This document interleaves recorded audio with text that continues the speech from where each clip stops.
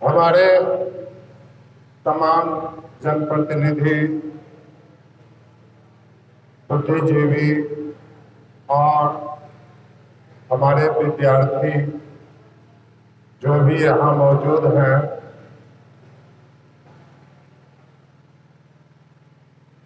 आपकी मौजूदगी, आपकी आमद इस उद्देश्य से है कि डीजीटी भारत सरकार ने ये निर्णय लिया पिछले साल ही कि जब भी रेगुलर परीक्षा हो और उसमें जितने भी विद्यार्थी पास किए हों उन सबों को एक दीक्षांत समारोह का आयोजन करके और उसी में सर्टिफिकेट दिया जाए।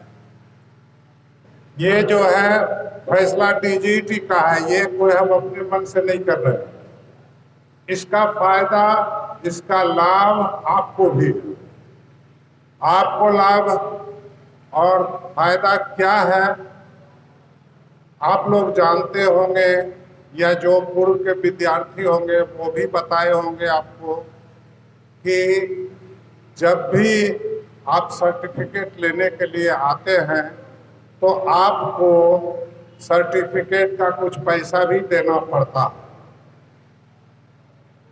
लेकिन इस समारोह के आयोजन से आपको ये लाभ है कि जो टॉप किया है वो संस्थान की ओर से व्यवस्था, जो टॉप किया है उसको भी हम पुरस्कृत करें, और जो भी जिनको भी सर्टिफिकेट दें अवार्ड स्वरूप, उसमें कोई पैसा आपको नहीं लगना है और आपको प्रोत्साहन के लिए ये देना है हमें, तो आपको भी लाभ है और फायदा है, इसलिए ये प्रोग्राम हुआ।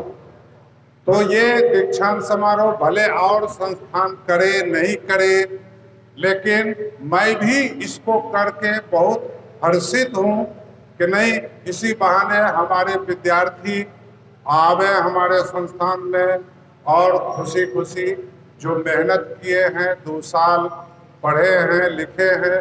भाई आप लोग तो जानते होंगे कि हमारे संस्थान में रेगुलर पढ़ाई होती है, आप ना आते हो तो ये आपकी मजबूरी है, लेकिन हर तरह से होता है। तो इसलिए ये समारोह का आयोजन किया गया। अंत में मैं आपको एक शिक्षा जरूर दूंगा इसी के जरिए कि अपने जीवन में अनुशासन को जरूर रखिए, अनुशासन को जरूर रखिए अपने जीवन में।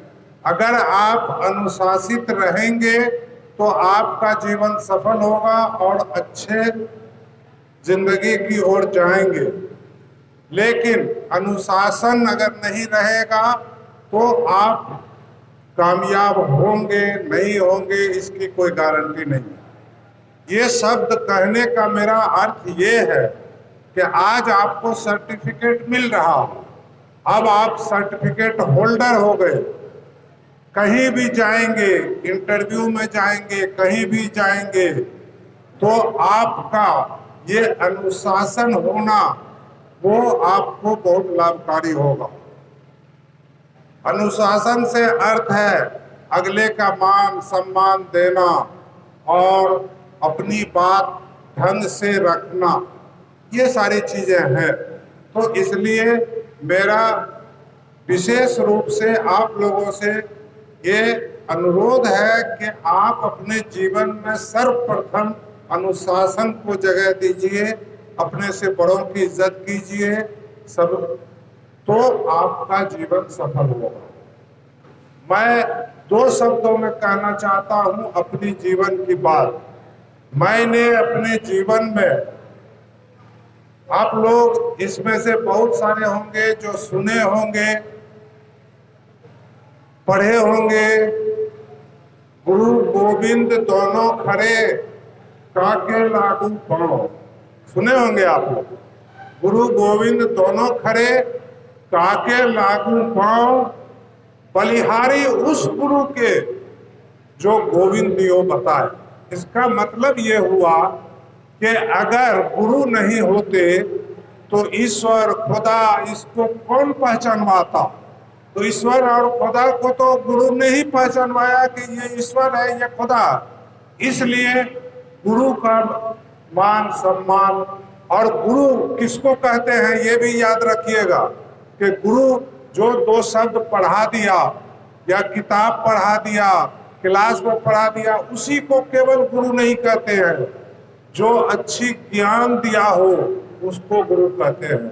जो आपको कोई भी किताब से नहीं और भी चीजें जो 2 शब्द सिखा दिए वो गुरु हो गए।